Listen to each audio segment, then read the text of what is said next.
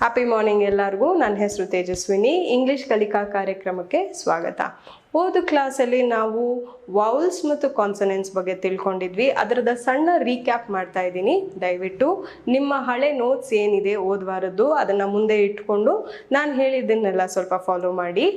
ನಮ್ಮ ಇಂಗ್ಲಿಷ್ ಭಾಷೆಯಲ್ಲಿ 26 ಆಲ್ಫಬೆಟ್ಸ್ ಇದೆ. ಲೆಟರ್ಸ್ ಅಂತ ಹೇಳಬಾರ್ದು, ಅಕ್ಷರಗಳಾದ್ರಿಂದ ಅದನ್ನು ಆಲ್ಫಬೆಟ್ಸ್ ಅಂತ ಹೇಳಬೇಕು.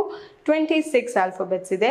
ಆ 2 ಆಲ್ಫಬೆಟ್ಸ್ನ ನಾವು ಸ್ವರಗಳು ಹಾಗೂ ವ್ಯಂಜನಗಳಾಗಿ ಡಿವೈಡ್ ಮಾಡ್ತಾ ಇದ್ದೀವಿ.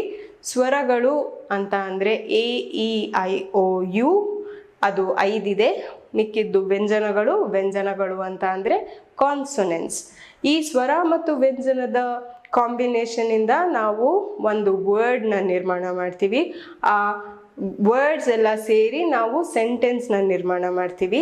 ಸೊ ನಾವು ಸೆಂಟೆನ್ಸ್ನ ನಾವು ಕರೆಕ್ಟಾಗಿ ಫಾರ್ಮೇಷನ್ ಮಾಡೋದನ್ನು ಕಲಿಬೇಕು ಅಂತ ಅಂದರೆ ನಾವು ವರ್ಡ್ಸ್ನ ಕಲಿಬೇಕು. ವರ್ಡ್ಸ್ನ ಕಲಿಯೋಕ್ಕಿಂತ ಮುಂಚೆ ಸ್ವರಗಳು ಹಾಗೂ ವ್ಯಂಜನಗಳನ್ನ ಕಲಿಬೇಕು. ಇದಕ್ಕೆ ನಮಗೆ ಸಹಾಯ ಮಾಡುವಂಥದ್ದು LSRW ಮೆಥಡ್. ನಾನು ಹೇಳ್ದಂಗೆ ಮೊದಲು ಕೇಳಿಸ್ಕೋಬೇಕು, ಆಮೇಲೆ ಮಾತಾಡಬೇಕು, ಆಮೇಲೆ ಓದಬೇಕು, ಆಮೇಲೆ ಬರಿಬೇಕು. ನಾವು ಯಾವುದೇ ಭಾಷೆನ ಬರೆದು ಕಲಿಯೋದಕ್ಕಿಂತ ಕೇಳಿಸ್ಕೊಂಡು ಕಲಿತ್ರೆ ನಮ್ಮಲ್ಲಿ ಅದು ಜಾಸ್ತಿ ದಿನ ಉಳಿಯುತ್ತೆ ಮತ್ತು ಅದರ ಬಳಕೆ ನಾವು ತುಂಬ ಚೆನ್ನಾಗಿ ಕಲಿಸ್ಕೊಳ್ಳೋಕ್ಕೆ ನಮಗೆ ಉಪಯೋಗ ಆಗುತ್ತೆ. ಲಾಸ್ಟ್ ಕ್ಲಾಸಲ್ಲಿ ಹೇಳ್ದಂಗೆ ನಾವು ಕ ಪ್ಲಸ್ ಆ ಹೇಗೆ ಕಾಂಬಿನೇಷನ್ ಮಾಡಿ ಕಾಗುಣಿತನ ನಾವು ಹೇಗೆ ಕಲ್ತ್ವಿ, ಹಾಗೆ ಇಂಗ್ಲೀಷಲ್ಲಿ ಕಾನ್ಸನೆಂಟ್ಸ್ ಮತ್ತು ಓವಲ್ಸ್ನ ಕಾಂಬಿನೇಷನ್ ಮಾಡಿ ಪ್ರೊನೌನ್ಸಿಯೇಷನ್ ಆಗಿರ್ಬೋದು, ಸ್ಪೆಲ್ಲಿಂಗ್ಸ್ ಆಗಿರ್ಬೋದು ಕಲಿಬಹುದು.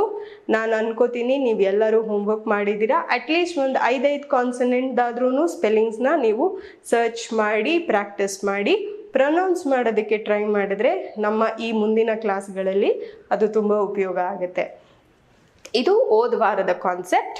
ಈ ವಾರ ಈ ವವೆಲ್ಸ್ ಮತ್ತು ಕಾನ್ಸನೆಂಟ್ಸ್ನಲ್ಲಿನೇ ನಾವು ಹೇಗೆ ಸೆಂಟೆನ್ಸ್ ಫಾರ್ಮೇಷನ್ ಮಾಡಬಹುದು ಅನ್ನೋದನ್ನು ತಿಳ್ಕೊಳ್ಳೋಣ. ಇವತ್ತಿನ ನಮ್ಮ ಟಾಪಿಕ್ ಆರ್ಟಿಕಲ್ಸ್. ಇಂಗ್ಲೀಷಲ್ಲಿ 3 ಆರ್ಟಿಕಲ್ಸ್ ಇದೆ.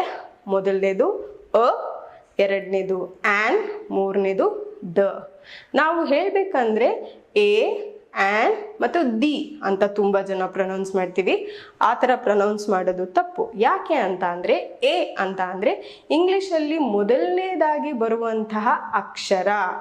ಅದಕ್ಕೂ ಮತ್ತು ಆರ್ಟಿಕಲ್ ಅಗೂ ತುಂಬ ವ್ಯತ್ಯಾಸ ಇದೆ. ಸೊ ನಾವು ಸೆಂಟೆನ್ಸಲ್ಲಿ ಮಾತಾಡಬೇಕಂದ್ರೆ ಗಿವ್ ಮೀ ಅ ಬಾಕ್ಸ್ ಅಂತ ಹೇಳ್ತೀವಿ ಹೊರತು ಗಿವ್ ಮೀ ಎ ಬಾಕ್ಸ್ ಅಂತ ಹೇಳೋದು ತಪ್ಪು. ಹಾಗೆ ನಾವು ದೀನ ಬಳಸೋದಕ್ಕಿಂತ ಮುಂಚೆ ಯೋಚನೆ ಮಾಡಬೇಕು, ದೀನ ನಾವು ಎಲ್ಲಿ ನೋಡಿದ್ದೀವಿ, ಎಲ್ಲಿ ಉಪಯೋಗಿಸ್ತೀವಿ ಅಂತ. ಹಳೆಗನ್ನಡ ಹೇಗೆ ತುಂಬ ಪದಗಳಿದೆಯೋ ನಾವು ಬಳಸದೇ ಇರುವಂಥದ್ದು ದಿನನಿತ್ಯದಲ್ಲಿ, ಹಾಗೆ ಇಂಗ್ಲೀಷಲ್ಲೂ ತುಂಬ ಪದಗಳಿದೆ ನಾವು ಬಳಸದೇ ಇರುವಂಥದ್ದು. ಅದರಲ್ಲಿ THEE ಅನ್ನೋ ಪದನೂ ಒಂದಿದೆ ಹಳೆ ಇಂಗ್ಲೀಷ್ನಲ್ಲಿ. ಅದನ್ನು ನಾವು ದಿ ಅಂತ ಪ್ರೊನೌನ್ಸ್ ಮಾಡೋದ್ರಿಂದ THEನ ದ ಅಂತ ಪ್ರೊನೌನ್ಸ್ ಮಾಡಬೇಕು. ಸೊ ದಯವಿಟ್ಟು ಇದನ್ನು ಜ್ಞಾಪಕ ಇಟ್ಕೊಳ್ಳಿ. ಅ, ಆ್ಯನ್ ಮತ್ತು ದ. ಇನ್ನೊಂದ್ಸತಿ ಹೇಳ್ತಾ ಇದ್ದೀನಿ, ಅ, ಆ್ಯನ್ ಮತ್ತು ದ. ಇದರ ಬಳಕೆ ಹೆಂಗೆ ಅನ್ನೋದನ್ನು ಇವಾಗ ತಿಳ್ಕೊಳ್ಳೋಣ ಬನ್ನಿ. ಆರ್ಟಿಕಲ್ಸ್ ನಾನು ಹೇಳ್ದಂಗೆ 3 ಆರ್ಟಿಕಲ್ಸ್ ಇದೆ, ಅ, ಆ್ಯನ್ ಮತ್ತು ದ. ಆರ್ಟಿಕಲ್ಸ್ನ ನಾವು ನಾಮಪದ ಅಂದರೆ ಇಂಗ್ಲೀಷಲ್ಲಿ ನೌನಿನ ಮುಂದೆ ಹಾಕ್ತೀವಿ. ನೌನ್ ಅಂತ ಅಂದರೆ ನಾಮಪದ. ಜ್ಞಾಪಕ ಇಟ್ಕೊಳ್ಳಿ, ಮುಂದಿನ ಕ್ಲಾಸಸ್ಗಳಲ್ಲಿ ಬೇಕಾಗುತ್ತೆ ಇದು. When a noun is singular ಅಂತ ಅಂದರೆ ಏಕವಚನ, ಒಂದೇ ಒಂದು ಇರುವಂಥದ್ದು. ಏಕವಚನ ಅಂದರೆ ಸಿಂಗ್ಯುಲರ್ ಅಂದರೆ ಏಕವಚನ. Noun is singular and starts with a consonant. So ನಾಮಪದ ಯಾವಾಗ ಏಕವಚನ ಆಗಿದೆ ಹಾಗೂ ಕಾನ್ಸನೆಂಟಿಂದ ಶುರುವಾಗುತ್ತೆ ಆವಾಗ ನಾವು ಅ ಅನ್ನೋ ಆರ್ಟಿಕಲ್ನ ಬಳಸಬೇಕು. ಅಂತ ಅಂದರೆ ಕೆಲವೊಂದು ಎಕ್ಸಾಂಪಲ್ಸ್ ಹೇಳ್ತೀನಿ. Box, fish, house, girl, watch. ಇವಾಗ ಬಾಕ್ಸ್ ಬಿ ಇಂದ ಶುರುವಾಗುತ್ತೆ, ಎಫ್ ಇಂದ ಶುರುವಾಗುತ್ತೆ, ಫಿಶ್, ಗರ್ಲ್ ಜಿ ಇಂದ ಶುರುವಾಗುತ್ತೆ, ಹೌಸ್ ಹೆಚ್ಚಿಂದ ಶುರು ಆಗುತ್ತೆ, ಡಬ್ಲ್ಯೂ ವಾಚ್ ಅದನ್ನು ಕಾನ್ಸೊನೆಂಟ್. ಈ 5 ಎಕ್ಸಾಂಪಲ್ಸ್ ಏನು ಹೇಳಿದ್ದೀನಿ ಅದು ಕಾನ್ಸೊನೆಂಟ್ ಇಂದ ಶುರುವಾಗುತ್ತೆ. ಹಾಗಾಗಿ ನಾವು ಆ ಕಾನ್ಸೊನೆಂಟ್ ಇಂದ ಶುರುವಾಗೋ ಪದಗಳ ಮುಂದೆ ಅ ಅನ್ನೋ ಆರ್ಟಿಕಲ್ನ ಹಾಕಬೇಕಾಗತ್ತೆ. ಆಮೇಲೆ ಇನ್ನೊಂದು ಆ್ಯನ್ ಅನ್ನೋದನ್ನು ಯಾವಾಗ ಬಳಸ್ಕೋಬೇಕು ಅಂತ ಅಂದರೆ ನಾಮಪದ ಸಿಂಗ್ಯುಲರ್ ಆಗಿ ಅದು ವೌಲ್ ಇಂದ ಶುರುವಾಗತ್ತೆ. ಅಂದರೆ AEIOU ಇಂದ ಶುರುವಾಗುವಂಥ ನಾಮಪದಗಳು ಯಾವಾಗ ಏಕವಚನ ಆಗಿರುತ್ತೆ ಆವಾಗ ನಾವು ಆ್ಯನ್ ಅನ್ನುವಂತಹ ಆರ್ಟಿಕಲ್ನ ಉಪಯೋಗಿಸ್ಕೋಬೇಕು. Example, an apple, an orange, an umbrella, an ice cream, an octopus ಅಲ್ಲ.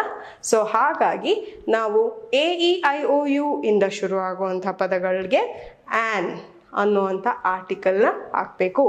ಈ 2 ಎಕ್ಸಾಂಪಲ್ಸ್ನ ನೀವು ಗಮನಿಸ್ಕೋಬೇಕು. ಎರಡೂ ಏಕವಚನ ಆಗಿದೆ, ಅಂದರೆ ಸಿಂಗ್ಯುಲರ್ ಆಗಿದೆ. ಒಂದು ಮಾತ್ರ ಕಾನ್ಸೊನೆಂಟ್ ಆಗಿದೆ, ಇನ್ನೊಂದು ವೌಲ್ ಆಗಿದೆ. ಮತ್ತೆ ಹೇಳ್ತಾ ಇದ್ದೀನಿ, ಅದು ಓವಲ್ ಅಲ್ಲ. ಓವಲ್ಲು ಮ್ಯಾಥ್ಸಲ್ಲಿ ಬರುವಂತಹ ಒಂದು ಜ್ಯೋಮೆಟ್ರಿಕಲ್ ಶೇಪ್. ಹಾಗಾಗಿ ಇದನ್ನು ನಾವು ಏನಂತ ಪ್ರನೌನ್ಸ್ ಮಾಡಬೇಕು? ವೌಲ್ ಅಥವಾ ವವೆಲ್ ಅಂತ ಪ್ರನೌನ್ಸ್ ಮಾಡಬೇಕು. ಸೊ ಈ 2 ಸಿಂಗ್ಯುಲರ್ ಆಗಿರುತ್ತೆ, ಆದರೆ ಒಂದು ಕಾನ್ಸನೆಂಟಿಂದ ಶುರುವಾಗುತ್ತೆ, ಒಂದು ವೌಲಿಂದ ಶುರುವಾಗುತ್ತೆ. ಕಾನ್ಸನೆಂಟಿಂದ ಶುರುವಾಗೋದು ಎ ಅಂದರೆ ಆಲ್ಫಬೆಟ್ ಎ, ಅ ಅಂತ ಹೇಳಿ ಪ್ರನೌನ್ಸ್ ಮಾಡಬೇಕು. ವೌಲಿಂದ ಶುರುವಾಗೋದು ಆ್ಯನ್ ಅಂತ ಹೇಳಿ ನಾವು ಶುರು ಮಾಡಬೇಕು. ಕೊನೆಯದಾಗಿ ದ ಅನ್ನುವಂಥ ಆರ್ಟಿಕಲ್ಲು ಅದು ವವೆಲ್ ಆಗಿರ್ಬೋದು, ಕಾನ್ಸನೆಂಟ್ ಆಗಿರ್ಬೋದು, ಆ ಥರ ತಗೊಳ್ಳಲ್ಲ. ಆದರೆ ನೌನು ಯಾವಾಗ ಬಹುವಚನ ಆಗುತ್ತೆ ಅಂದರೆ ಪ್ಲೂರಲ್. ಯಾವಾಗ ಬಹುವಚನ ಆಗುತ್ತೆ ಅಥವಾ ಪ್ರಾಪರ್ ನೌನ್ ಒಂದು ವ್ಯಕ್ತಿಯ ಹಾಗೂ ಸ್ಥಳದ ಹೆಸರಾಗಿರುತ್ತೆ, ವಸ್ತುವಿನ ಹೆಸರಾಗಿರುತ್ತೆ ಆವಾಗ, ಮತ್ತೆ ಗೊತ್ತಿರುವಂಥ ವಸ್ತು ಆಗುತ್ತೆ ಆವಾಗ. ಅಂದರೆ when a noun is plural, pronoun are a known entity, then the article is used. ಈ ಆರ್ಟಿಕಲ್ ಯಾವಾಗ ನಾವು ಬಹುವಚನ ಅಥವಾ ಪ್ರಾಪರ್ ನೌನ್ ಒಂದು ವ್ಯಕ್ತಿಯ ಹೆಸರು, ಒಂದು ವಸ್ತುವಿನ ಹೆಸರು ಅಥವಾ ಒಂದು ಗೊತ್ತಿರುವಂತಹ ವಸ್ತುವಿನ ಹೆಸರನ್ನ ನಾವು ಯಾವಾಗ ಹೇಳ್ತೀವಿ ಆವಾಗ ದ ಅನ್ನುವಂತಹ ಆರ್ಟಿಕಲ್ನ ನಾವು ಬಳಸ್ತೀವಿ. ದ ಅನ್ನೋ ಆರ್ಟಿಕಲ್ನ ಬಳಸಬೇಕಂದ್ರೆ ನಾವು ವವೆಲ್ ಆಗಿರ್ಬೋದು ಅಥವಾ ಕಾನ್ಸನೆಂಟ್ ಆಗಿರ್ಬೋದು, ಅದನ್ನು ನಾವು ನಮ್ಮ ವಾಕ್ಯದಲ್ಲಿ ಕನ್ಸಿಡರ್ ಮಾಡಬಾರ್ದು. ಯಾವಾಗ ಪ್ಲೂರಲ್ ಇರುತ್ತೋ ಆವಾಗ ನಾವು ದ ಅನ್ನುವಂತಹ ಆರ್ಟಿಕಲ್ನ ಬಳಸ್ಕೋಬೇಕಾಗತ್ತೆ. ಇದರ ಸಂಬಂಧವಾಗಿ ನಾವಿವಾಗ ಎಕ್ಸಾಂಪಲ್ಸ್ನ ನೋಡೋಣ. ಓಕೆ, ಇವಾಗ ಮೊದಲನೇ ಎಕ್ಸಾಂಪಲ್ಸು ಗಂಗಾ. ಗಂಗಾ ಅಂತ ಅಂದರೆ ನಮ್ಮ ನದಿ, the longest river of our country. So ಅದು ನಮಗೆ ಗೊತ್ತಿದೆ, ನೋನ್ ಎಂಟಿಟಿ ಅಂತ ಹೇಳಿದೆ ಅಲ್ವಾ. ಸೊ ಅದು ನಮಗೆ ಗೊತ್ತಿರೋದ್ರಿಂದ ನಾವು ಏನು ಹಾಕಬೇಕು? ದ ಗಂಗಾ. ಯಾಕೆ ಅಂದ್ರೆ ಪ್ರಾಪರ್ ನೌನ್, ಅದು ನೇಮ್, ಪ್ರಾಪರ್ ನೌನ್. ಆಮೇಲೆ ಅದು ಗೊತ್ತಿರುವಂಥ ಎಂಟಿಟಿ, ಅದು ನಮಗೆ ಎಲ್ಲರಿಗೂ ತುಂಬ ಚಿರಪರಿಚಿತವಾಗಿರುವಂತಹ ನದಿ. ಹಾಗಾಗಿ ದ ಗಂಗಾ ಅಂತ ಹಾಕೋಬೇಕು. Is dash holy river. Is a holy river. ಯಾಕೆ ಅ ಬಳಸಬೇಕು ಇಲ್ಲಿ ಅಂತ ಅಂದರೆ ಮೊದಲನೇದಾಗಿ ಹೆಚ್ ಅನ್ನೋದು ಕಾನ್ಸನೆಂಟ್ ಆಗಿದೆ, ಅದಕ್ಕೆ ನಾವು ಅ ಅನ್ನೋ ಪದನ ಬಳಸ್ಕೋಬೇಕಾಗತ್ತೆ. So the Ganga is a holy river. Holy river ಅಂತ ಅಂದರೆ ತುಂಬ ಪುಣ್ಯವಾದಂತಹ ನದಿ. ಮುಂದಿನ ಎಕ್ಸಾಂಪಲ್ ನೋಡೋಣ. She is dash nurse. She ನಾವು ಹೋದ ಎಪಿಸೋಡಲ್ಲಿ ಕಲ್ತಿದ್ದೀವಿ ಪ್ರೊನೌನ್ ಸಿಂಗ್ಯುಲರ್. ಪ್ರೊನೌನ್ ಅಂತ ಅಂದರೆ ನೌನ್ಗಿಂತ ಬೇರೆ ಥರ ಬಳಸುವಂತಹ, ನೌನ್ ಬದಲಾಗಿ ಬೇರೆ ಥರ ಬಳಸುವಂತಹ ಪದನ ಪ್ರೊನೌನ್ ಅಂತೀವಿ, ನೌನಿಗಿಂತ ಬೇರೆ ಥರ. ಇಲ್ಲಿ ಶಿ ಅನ್ನೋದು ಪ್ರೊನೌನ್ ಆಗಿದೆ, ಶಿ ಅನ್ನೋದು ಸಿಂಗ್ಯುಲರ್ ಆಗಿದೆ, ಅಂದರೆ ಏಕವಚನ ಆಗಿದೆ. ಸೊ ಹಾಗಾಗಿ ಕಾನ್ಸೊನೆಂಟು ಕೂಡ ಆಗಿದೆ. ನರ್ಸ್ ಎನ್ನಿಂದ ಶುರುವಾಗುತ್ತೆ. So she is a nurse. A nurse. She ಅನ್ನೋದು ಸಿಂಗ್ಯುಲರ್ ಮತ್ತು ಕಾನ್ಸನೆಂಟಿಂದ ಶುರುವಾಗೋದ್ರಿಂದ ನಾವು ಅದಕ್ಕಿಂತ ಮುಂಚಿನ ಪದ ಹಾಕಬೇಕು. So she is a nurse ಅಂದರೆ ಒಬ್ಬ ನರ್ಸ್, ಅವಳು ಒಬ್ಬ ನರ್ಸ್. ಮುಂದಿನ ಎಕ್ಸಾಂಪಲ್ ನೋಡೋಣ. Dash elephant is dash strong animal. So elephant E ಇಂದ ಶುರುವಾಗುತ್ತೆ, ವವೆಲ್ ಇ ಇಂದ ಶುರುವಾಗುತ್ತೆ. ಸೊ ನಾವಿಲ್ಲಿ ಏನು ಬಳಸಬೇಕು? An elephant is a strong animal. ಯಾಕಂದರೆ ಎಸ್ ನಮಗೆ ಕಾನ್ಸನೆಂಟ್, ಸೊ ಕಾನ್ಸನೆಂಟ್ ಇಂದ ಇರೋದ್ರಿಂದ ಆಗುತ್ತೆ. ಮತ್ತು ಎಲಿಫೆಂಟ್ ಕೂಡ ಒಂದೇ ಇರೋದ್ರಿಂದ ನಾವು ಆ್ಯನ್ ಹಾಕಬೇಕಾಗುತ್ತೆ.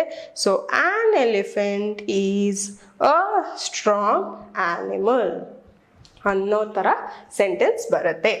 ಮುಂದಿನ example, she takes dash umbrella with her. She takes dash umbrella ಅಂದರೆ ಒಂದೇ ಒಂದು ಅಂಬ್ರೆಲಾ ಇದೆ. ಸೊ ಸಿಂಗ್ಯುಲರ್ ಅಂಬ್ರೆಲಾ ಯು ಇಂದ ಶುರುವಾಗೋದ್ರಿಂದ ನಾವು ವವೆಲಿಂದ ಶುರುವಾಗೋದ್ರಿಂದ ನಾವು ಅದಕ್ಕೆ ಆ್ಯನ್ ಅಂತ ಬಳಸಬೇಕು. So she takes an umbrella with her. So ಇದು ಎಕ್ಸಾಂಪಲ್ಸ್ ಇದೆ.